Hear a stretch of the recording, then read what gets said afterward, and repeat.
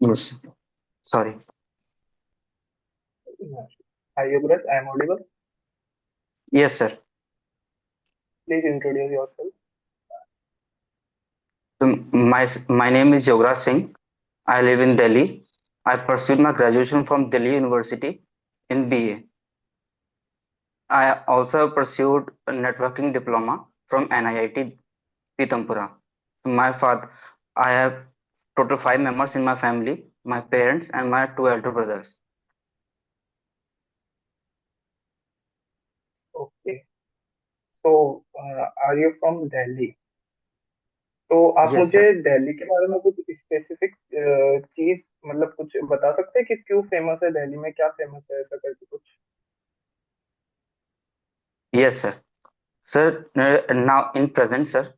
Sir, ये हो रहा है कि जो आजकल जो मॉन्यूमेंट से ज्यादा सर जो दिल्ली में मार्केट्स हैं, जैसे कि सदर हो गया हमारा, ये चांदनी चौक हो गया हमारा, सर मार्केट आज के टाइम पे सर जो क्राउड है मॉन्यूमेंट से ज्यादा वहां पे ज्यादा मिल रहा है सर। सो मैं ये कह सकता हूँ कि जो हमारी मार्केट्स हैं जो सेल्स के लिए, क्लोथिंग के लिए, वो आज के टाइम पे फेमस चल रही हैं सर। और सर ओके। रिसेंटली कुछ न्यूज साइट्स भी बनी थी, जैसे कि हमारा वेस्ट ऑफ वंडर बना था पंजाबी बाग में, तो वो भी क्योंकि जिस जो उसमें बनाए गए हैं बिल्डिंग्स, जैसे कि उसमें ताज, वो हमारा कुतुब मीनार बना है, तो वो टोटली वेस्ट से बना हुआ है, तो वो भी थोड़ा फेमस है क्योंकि वो इकोनॉमिक इकोलो सॉरी एनवायरमेंट के बेस पे थोड़ा अच्छा है। ओके, तो मेरे को आप अपनी स्ट्रेंथ एंड वीकनेसेस बताइए। सर सर माय स्ट्रेंथ ये है सर, जैसे कि मैं जब ग्रुप में जब मुझे टीम लीड में दिया जाता है सर, जब मैं ग्रुप में काम करता हूँ, तो सर मैं कोशिश करता हूँ कि जो मेरे कलीग्स हैं मैं उनकी स्ट्रेंथ जान पाऊँ या वो किस फील्ड में थोड़े सजग हैं, तो मैं अगर मेरे को काम करना पड़े या काम डिस्ट्रीब्यूट करना पड़े तो मैं उनको उसी हिसाब से काम डिवाइड कर सकूं। कई बार ऐसा होता है कि हम कोई भी काम किसी को भी रेंडमली दे देते हैं, तो उससे क्या होता है सर, ना तो हमारी एफिशिएंसी बन पाती है काम में, ना उसमें सर एक्यूरेसी होती है। तो आई ट्राई कि जो मैं अपनी टीम से हमेशा कोऑर्डिनेट करता रहूं और मैं उसी हिसाब से काम डिवाइड करूं थोड़ा। और सर मेरी वीकनेस ये है कि मैं थोड़ा इंट्रोवर्ट था, बट मैंने उस पर काफी वर्क किया है, but now I am fine sir. मैं अच्छे से कन्वर्सेशन कर पाता हूँ। तो आप मुझे ये बताइए कि आपकी जैसे आपने स्ट्रेंथ बताई, तो वो आपको बैंकिंग सेक्टर में किस हिसाब से हेल्प करेगी, क्या सर उसका आपको बैंकिंग क्या से बेनिफिट मिले, ये सर बताइए। सर बैंकिंग सेक्टर में सर ये काफी वे में हेल्प कर सकती है, जैसे कि हमें पता है अंडर बैंक प्रेमिसेस हमें एक ग्रुप में काम करना पड़ता है। अगर हम कोई भी काम करेंगे, बहुत बार होता है कि अगर हम अकेले काम करते हैं तो उसमें काफी डिस्क्रिपेंसीज आती हैं, जिससे आगे जाके इंस्टीट्यूशन को भी काफी प्रॉब्लम्स हो सकती है, बैंक को भी। अगर जैसे कि हमारा सर वो होता है एक सॉरी सर एक मेकर और चेकर होता है सर। जैसे कि कोई भी ट्रांजेक्शन होती है, उसमें मेकर क्या करता है, वो ट्रांजेक्शन उसमें अमाउंट डाल देता है आगे पास करने के लिए, बट चेकर का काम होता है उसे डबल चेक करना, कहीं वो ट्रांजेक्शन गलत ना हो जाए। अगर सर इसमें टीम कोऑर्डिनेशन भी नहीं होगा तो सर हमारी जो ट्रांजेक्शन है वो गलत भी हो सकती हैं। ऐसे ही सर काफी सिचुएशंस होती हैं जहाँ पे सर टीम लीडिंग बहुत काम आती है। ओके ओके युवराज। तो अब मैं आपसे थोड़ी सी फाइनेंशियल टर्म्स पूछना चाहूंगा। तो आप मुझे सबसे पहले तो एमपीसी का वर्क बता दीजिए, मॉनेटरी पॉलिसी जो होती है उसका वर्क क्या होता है, वो किस हिसाब से वर्क करती है। तो मॉनेटरी पॉलिसी हमारी जो मार्केट में प्राइस स्टेबिलिटी है उसको कंट्रोल करती है, while promoting economic growth sir. और जैसा कि सर ये सर जैसा कि हमें पता है रिसेंटली मॉनेटरी पॉलिसी हमारी आई भी थी सर। और उसके अंदर एफ आई एम अलाउड, मैं थोड़ा चेंजेस अगर उसमें शेयर कर सकूं। Yes yes. सर अभी जो हमारी आई थी सर, उसमें मॉनेटरी पॉलिसी ने हमारा जो स्टैंड है वो न्यूट्रल रखा हुआ है अभी भी। और उसके अंदर जो हमारे प्राइस जैसे कि रेपो रेट, वो 0.25 बेसिस पॉइंट से रिड्यूस कर दिया गया है, जिससे हमारा क्या होगा, इकोनॉमिक बूस्ट जो है, इकोनॉमिक ग्रोथ हमारी प्रमोट होगी। इसीलिए सर ऐसे, और ये भी होता है सर, इसमें कुछ और प्रोविजंस भी करे गए हैं, जैसे कि हमारा फॉरवर्ड कॉन्ट्रैक्ट है गवर्नमेंट सिक्योरिटीज में। अब इससे बेनिफिट ये होगा, जो मार्केट हमारी और बूस्ट होगी, इससे हमारा जो हमारे फॉरेन इन्वेस्टर्स हैं वो भी काफी अट्रैक्ट होंगे, क्योंकि जो हमारा फॉरवर्ड कॉन्ट्रैक्टिंग होती है। इससे जो कंपनीज हैं अपने रिस्क को काफी मिटिगेट कर सकती हैं, क्योंकि ये फ्लोटिंग बॉन्ड पे वर्क करता है सर, फ्लोटिंग रेट्स पे, सॉरी। ओके, तो आप मेरे को एमपीसी के कौन कौन से स्टांस होते हैं वो बता सकते हैं? जैसे आपने मेरे को सॉरी अभी एक्सप्लेन किया कि न्यूट्रल स्टांस अभी उन्होंने मेंटेन किया है, तो वो कौन कौन से स्टांस रखते हैं वो बता सकते हैं आप? सर, मुझे सारे याद नहीं है। एक न्यूट्रल मेरे को पता था, एक वो सर इससे पहले जो हमारा था एकोमोडेटिव स्टांस सर। इन्हीं दोनों का थोड़ा आइडिया है सर। Okay, no issue. तो अब मेरे को एक चीज और बताइए, जैसे कंपनीज होती हैं, कंपनीज की कैपिटल होती है, तो ऑथोराइज कैपिटल और इशूड कैपिटल क्या होता है और उसके बीच का डिफरेंस क्या होता है? ऑथराइज कैपिटल वो होती है जो मैक्सिमम अमाउंट उसमें रेज किया जा सकता है सर। जो issued capital, sorry sir, I am a bit confuse. हो सकता है सर मेरा गलत हो जाए। Okay, no issue. Sorry sir, I am not और श्योर अबाउट। ऑथोराइज कैपिटल के लिए अपन को गारंटी कौन देता है कि आपकी फिर ऑथोराइज कैपिटल होगी लाइफ टाइम के लिए? किसकी तरफ से अपन को कंफर्मेशन मिलता है ये, आरबीआई या SEBI? RBI sir. No issue. और मेरे को आप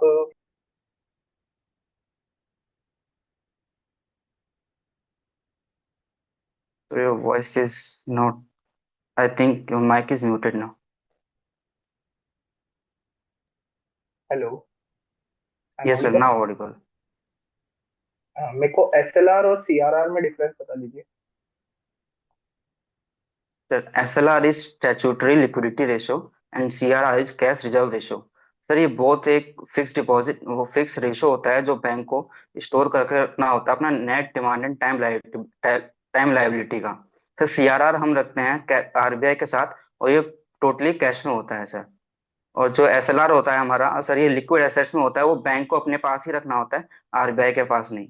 और एसएलआर में सर हमारे सिक्योरिटी बॉन्ड्स भी हो सकते हैं, उसमें गोल्ड भी हो सकता है सर।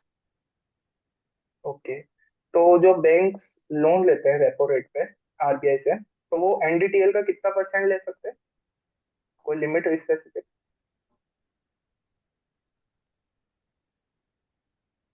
सॉरी सर, इसका I am not able to recall yet, but I will read again sir after I reach my home. Okay, no problem. Bhaskar, over to you. Hello, Yuvraj. Good afternoon sir. Hello sir. How are you? How are you now? Feeling good? Yes sir, I am fine sir. Thank you. Okay, Yuvraj. So you told me you belong to a family mainly dominated by farming sector, right? Your father is a farmer, right? Yes sir. So can you tell me the basic difference between Rabi crops, Kharif crops, and horticulture crops?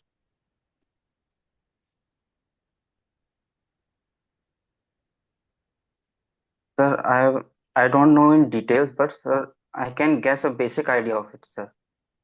Yeah, basic, only basic. You can say the basic only. Sir rabi crops basically वो crops होती हैं जो हम winters के season में सो करते हैं sir, लगाते हैं। और जो हॉर्टिकल्चर होती है हमारी बेस वो सर, उस बेस पे जो हमारे फ्रूट्स एक्सेट्रा होते हैं उसमें sir, if I, yes. Yeah. So युवराज मुझे ये बताइए, आप बैंकिंग क्यों चूज किया आपने करियर ऑप्शन के लिए?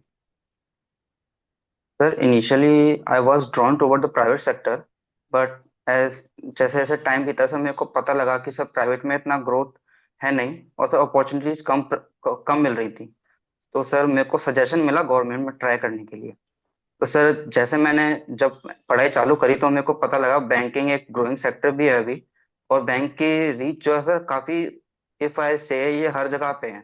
इंडिया के हर सेक्टर में आपको मतलब बैंकिंग का कनेक्शन हर जगह मिलता है।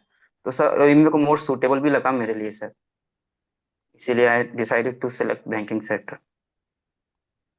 तो आप मुझे ये बताइए कि बैंकिंग सेक्टर मेनली होता क्या है इन जनरल टर्म्स में, और बैंकिंग सेक्टर का काम क्या होता है? सर बैंकिंग सेक्टर का अगर मैं प्राइमरी काम अगर मैं पूछा जाए तो सर मैं बताऊंगा, जो बैंक्स होते हैं हमारे, उनका मेन वर्क होता है डिपॉजिट लेना, और जो डिपॉजिट वो आता है उसको लोन पे देना। पब्लिक को।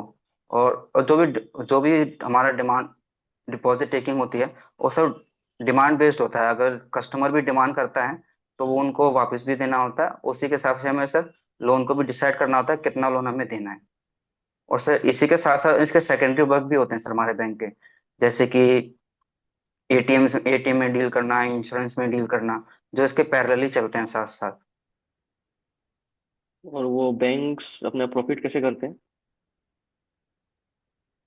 सर बैंक्स का प्रॉफिट, जो हम एडवांस लोन्स देते हैं पब्लिक को, जो उनसे इंटरेस्ट आता है, और जो हम इंटरेस्ट प्रोवाइड करते हैं हमारे कस्टमर्स को उनके सेविंग अकाउंट पर, जो उसका डिफरेंस होता है वही हमारा सा प्रॉफिट होता है। और मुझे ये बताइए, पब्लिक सेक्टर बैंक्स और प्राइवेट सेक्टर बैंक्स में डिफरेंस क्या होता है? सर पब्लिक सेक्टर बैंक में जो मेजर स्टेक्स होते हैं वो सर गवर्नमेंट के होते हैं, ये जो कि 51% या उससे ऊपर होते हैं सर। और प्राइवेट सेक्टर बैंक में सर जो हमारे स्टेक्स होते हैं वो प्राइवेट के पास होते हैं sir, majority stakes. Okay. Okay master sir. Hello Yuvraj. Good afternoon sir. Yuvraj, अभी आपने बताया कि पब्लिक सेक्टर बैंक्स वो होते हैं जिसमें मेजॉरिटी स्टेक्स जो है गवर्नमेंट के होते हैं, which is 51% of more than that, right? Yes sir. तो आईडीबीआई बैंक क्या ये पब्लिक सेक्टर बैंक है या प्राइवेट सेक्टर बैंक है? सर मुझे अभी 100% श्योर नहीं है इसका, बट मुझे जितना न्यूज़ पे मैंने देखा है, अभी गवर्नमेंट ने इसके जो बिडर्स हैं वो अलाउ कर दिए हैं। जो 3 को परमिशन दी थी इसके स्टेक्स बाय करने के लिए। बट अभी सर मैं रिसेंट थोड़ा टच में हट गया, जिससे मुझे कंफर्म नहीं है कि प्राइवेट सेक्टर नहीं है। बट गवर्नमेंट इसको सर प्राइवेट में डिसइन्वेस्टमेंट कर रही है, ताकि जो इसे प्राइवेट बनाया जा सके। ओके, आप मुझे ये बताइए कि क्या आपको पता है कि गवर्नमेंट का कितना स्टेक है आईडीबीआई बैंक में? Sorry sir. ठीक है, आप मुद्रा स्कीम के बारे में जानते हैं? Yes sir, little bit sir, not in बताइए, डिटेल। जितना जानते हैं सब तो जितना जानते हैं सब बताइए। सर मुद्रा, जो हमारे स्मॉल इन्वेस्ट जो हमारे small starting enterprises with the होते हैं फुल सर फॉर्म। उसके लिए हो। Sorry sir. फुल फॉर्म याद है आपको कि मुद्रा की? इसका, नो सर। कब लॉन्च हुई थी, याद है? Sorry sir. इसके अंदर कुछ कैटेगरीज आती है, आपने बोला था आपने पढ़ी है, इसलिए मैं बस आपसे पूछ रहा हूँ, कुछ कैटेगरीज के बारे में पता है आपको? Yes sir. सर बताइए। कैटेगरीज हैं इसमें: शिशु, किशोर, तरुण एंड तरुण प्लस सर। और तरुण प्लस हमारी रिसेंटली ऐड की गई थी इसके अंदर, जिसकी लिमिट है सर हमारी मैक्सिमम 20 लाख। और सर अब जो मुझे एक हमारी बेसिक बाकी कंसेप्ट कैटेगरीज हैं। बताइए कि मुद्रा किसको कैटर करती है? जो मुद्रा के अंडर लोन्स दिए जाते हैं, आपको पता होगा, तो किन को लोन्स दिए जाते हैं? क्या लोगों को लोन दिए जाते हैं अपनी कार वगैरह, या अपने हाउसिंग या फिर एजुकेशन लोन्स दिए जाते हैं? ऐसे कुछ लोन्स दिए जाते हैं, किसके लिए लोन दिए जाते हैं? नहीं सर, ये सो जो हमारे स्मॉल स्केल पर, जो हमारे जैसे कि स्मॉल स्केल पे कंपनीज बोल सकते हैं सर हमारी, जो हमारा जो अपना स्टार्टअप, मान लीजिए स्टार्टअप है हमारा कोई भी, जैसे मैं कोई स्मॉल बिजनेस चालू करना चाहता हूँ अपना, तो सर उसके लिए मुझे लोन चाहिए होता है इनिशियली। तो सर उस बेस पे दिए जाते हैं जो भी हमारे स्मॉल बिजनेस स्टार्टअप चालू हो रहे हैं। इसके लिए एक टर्म होती है, जिस याद कर पा रहे हैं आप क्या टर्म होती है? MSME. Sir I am not 100% sure, पर एमएसएमई इसी में आती है सर वैसे। ठीक है, आपको एमएसएमई के बारे में पता है क्या होता है? Sir it's full form is micro micro small and medium enterprises. Sir क्या आप इसकी डिफाइन कर डेफिनेशन सकते भी हैं? रिसेंटली अभी, सर डिफाइन, सर मुझे इसकी कैटेगराइजेशन पता है, मैं उसके बेस पे थोड़ा डिफाइन करने की कोशिश कर सकता हूँ सर। नहीं, आपको आता है तो कोशिश करिएगा। No sir. ठीक है, आप जब अपनी स्ट्रेंथ्स और वीकनेसेस बता रहे थे, तो आपने कुछ आपने बताया था किस तरीके से आप अपने काम को डेलीगेट कर सकते हो, किस तरीके से आप टीम वर्क में अपना कंट्रीब्यूशन दे सकते हो, राइट? मेकर चेयर का आपने कंसेप्ट जो है वो यस। बताया था। मुझे कोई एग्जांपल यस दीजिए, सर। आपने अभी से पहले कभी कोई ऐसा कुछ काम किया हो जिससे आपकी स्ट्रेंथ शोकेस करी हो, जब आपने टीम वर्क का एक अच्छा एग्जांपल क्रिएट करा हो? Yes sir. Sir as a hobby, sir मैं हमारा गिटहब पे प्रोजेक्ट्स होते हैं, एंड्रॉयड ओपन सोर्स प्रोजेक्ट्स है।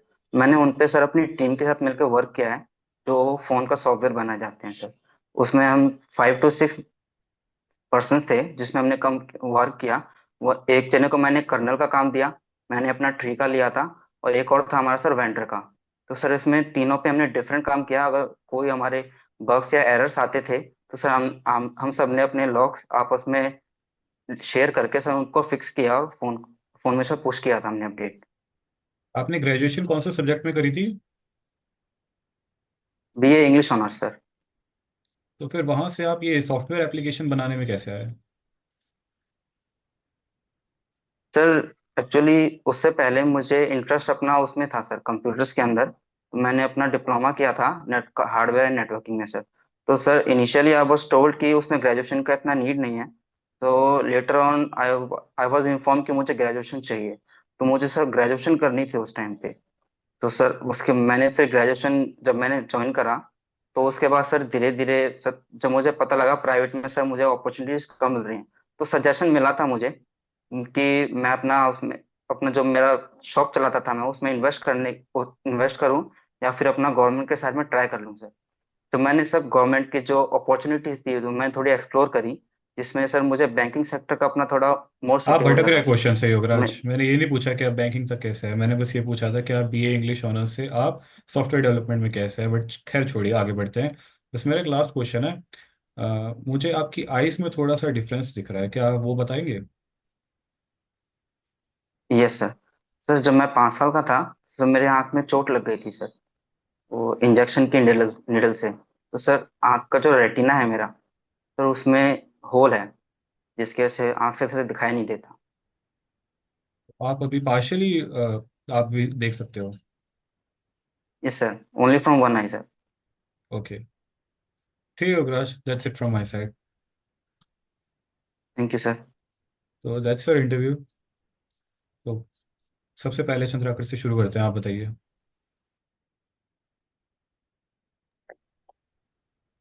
मुझे आपका इंटरव्यू सही लगा, अच्छा लगा। बट थोड़ा सा आप कंसेप्ट। जब टर्म्स, हाँ, कंसेप्ट वाइज थोड़ा सा डाइवर्ट हो जाते हो बताते बताते एकदम से। जैसे मैंने आपसे कुछ टर्म पूछा, तो आप एकदम से बताते बताते बहुत ज्यादा थोड़ा सा डाइवर्ट डाइवर्ट होते होते पूरा डाइवर्ट हो जाते हो। बाकी तो मेरी तरफ से कोई इश्यू नहीं था, मेरे को आपका सही लगा। और थोड़ा सा हेड स्टेबल रखा बस।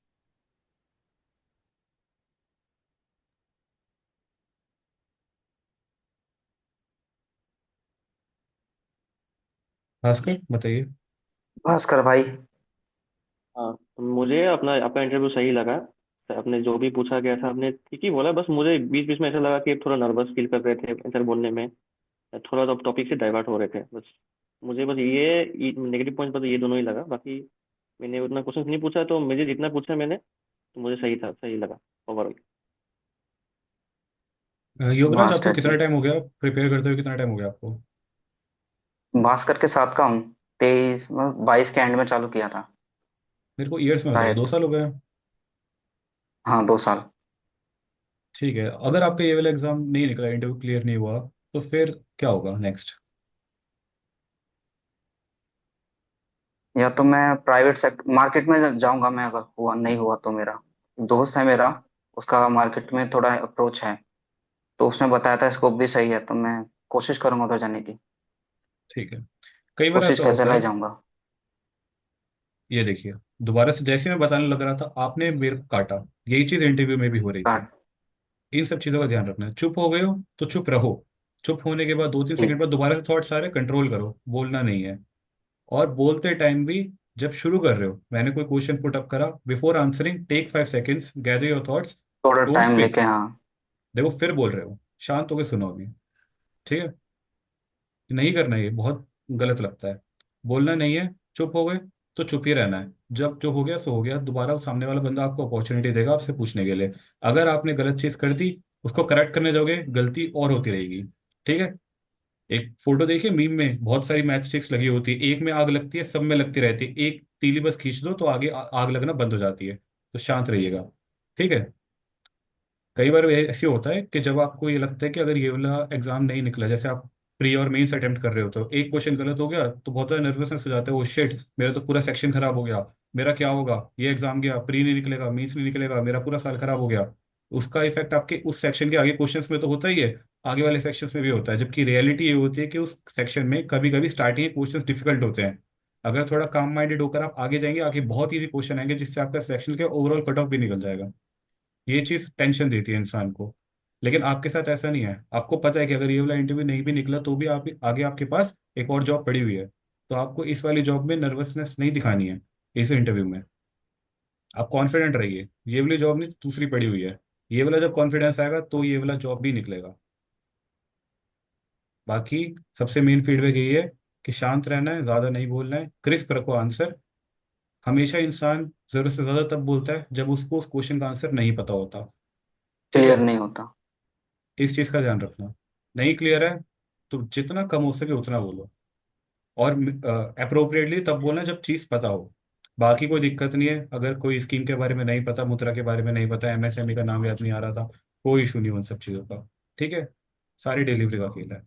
That's it from my side as well. ठीक है, let's close it. Thank you sir. All the best Yuvraj.